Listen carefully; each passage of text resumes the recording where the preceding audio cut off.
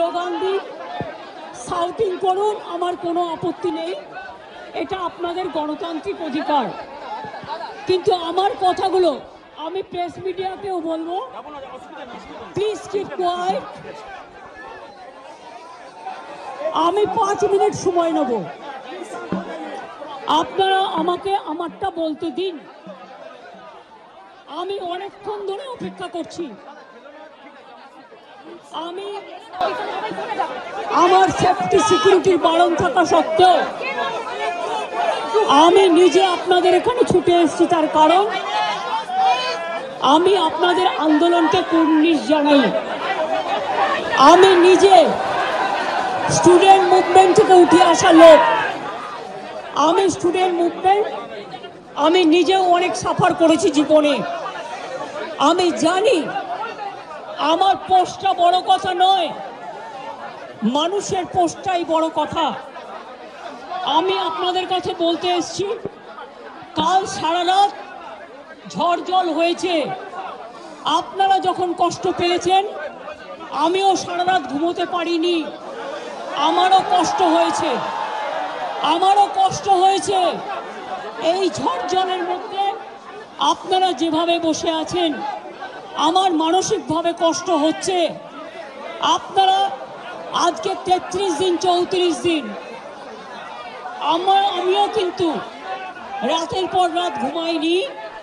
কারণ আপনারা যখন রাস্তায় থাকেন, আপনাদের জন্য আমাকেও কিন্তু পাহারাদার হিসেবে জেগে থাকতে হয়। আমি আপনাদের কাছে যেটা বলতে এসেছি, এত ঝড় বৃষ্টির মধ্যে, প্রাকৃতিক দুর্যোগের মধ্যে আপনারা অনেক কষ্ট পেয়েছেন। আর কষ্ট না করে যদি আপনারা কাজে ফিরতে চান, আমি আপনাদের প্রতিশ্রুতি দিচ্ছি, আপনাদের ডিমান্ডগুলো আমি কথা বলে সহানুভূতির সাথে আমি স্টাডি করব। আমি অফিসারদের সাথে কথা বলবো। আমি একা সরকার চালাই না, আমার সাথে একটা chief secretary, home secretary, DG police সবাই আছেন। আমি আপনাদের বলতে চাই, আপনাদের ডিমান্ডগুলো আমি ভাববো, আমি চিন্তা করব। যদি কেউ দোষী হয়, তিনি নিশ্চয়ই শাস্তি পাবেন। এবং আমি চাই তিলোত্তমার বিচার হোক। আমি সিবিআইকে অনুরোধ করব, যত তাড়াতাড়ি বিচার হোক, এমনকি 3 মাসের মধ্যে তারা যেন ফাঁসির অর্ডার দেয়। আমি এটা সিবিআইকে অনুরোধ করব আপনাদের প্ল্যাটফর্মে বসে। আর আপনাদের কাছে আবেদন জানাবো, আমাকে একটু সময় দিন, আমি ব্যাপারগুলো নিয়ে আমি চিন্তা ভাবনা করব। যদি আপনাদের আস্থা ভরসা আমার উপর থাকে, আমি কথা বলে সিদ্ধান্ত, অন্তত যদি কাউকে দোষী পাই, আমি নিশ্চয়ই নেব। আমি আপনাদের এটুকু বলবার জন্য এসেছিলাম।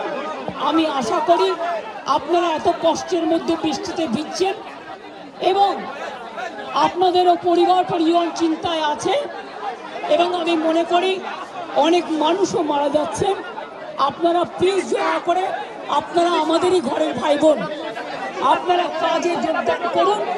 এবং আমি বলতে পারি, আপনাদের প্রতি আমি কোনো অবিচার করব না।